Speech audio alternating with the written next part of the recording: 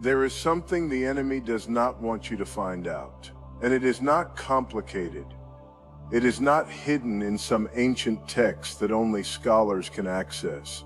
It is not locked behind years of religious study. It is something so simple and so powerful that the moment you start using it, something shifts. And he knows it.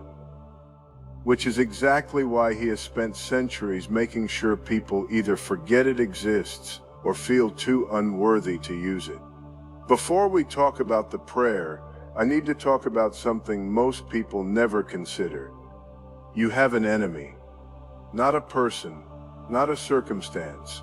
A real, intelligent, malevolent force that has been studying human beings since the beginning of time. He knows your weaknesses better than you do. He knows what keeps you up at night. He knows which lies you are most likely to believe. He knows exactly how to make you feel hopeless, worthless, too far gone, too broken, too tired to fight anymore. And his greatest trick is not making you believe in something terrible. His greatest trick is making you forget that you have a weapon, because the moment you forget you have a weapon, you stop using it. And he wins without a fight. So what is it that he is actually afraid of? Not church buildings, not religious rituals performed out of habit with no heart behind them. What he is genuinely terrified of is a human being who knows who they are and who is fighting for them. He is terrified of someone who looks at their own mess, their own failures, their own brokenness, and still chooses to call on something greater than themselves. Because that kind of person is dangerous to him. That kind of person cannot be controlled by shame, cannot be paralyzed by fear, cannot be convinced that they are too far gone. And the prayer I am about to share with you is the one that makes that kind of person. In 1884, Pope Leo XIII had a vision. He heard a conversation between God and the devil. The devil boasted that he could destroy everything if given enough time, and he was granted it.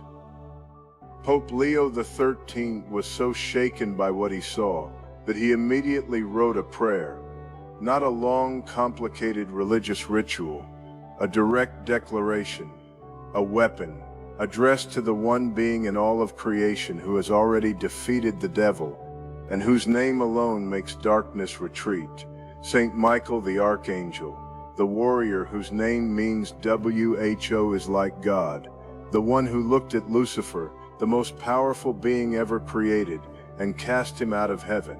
That same power is available to you right now. Not because you are religious enough, not because you have your life together, not because you deserve it, but because you are asking. And that is enough. This is the prayer. Say it like you mean it, out loud if you can, because the enemy hates the sound of this. Saint Michael the Archangel, defend us in battle. Be our protection against the wickedness and snares of the devil. May God rebuke him, we humbly pray. And do thou, O Prince of the heavenly host, by the power of God, cast into hell Satan and all the evil spirits who prowl about the world seeking the ruin of souls. Amen. That is it. 30 seconds, one declaration, and something moves in the spiritual reality around your life every single time you say it. Not because of magic, not because of religion, because of who you are calling on, and because the enemy knows that Michael has never lost, not once, not ever. Here is what I want you to do. Say that prayer every single day for the next week. First thing in the morning if you can, before the noise starts, before the anxiety kicks in, before the enemy gets a chance to set the tone for your day. You set it with that prayer and watch what shifts. Not because you became more religious, but because you stopped forgetting that you have a weapon and you started using it.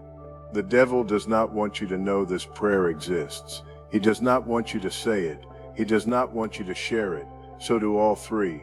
God bless you. I will see you tomorrow.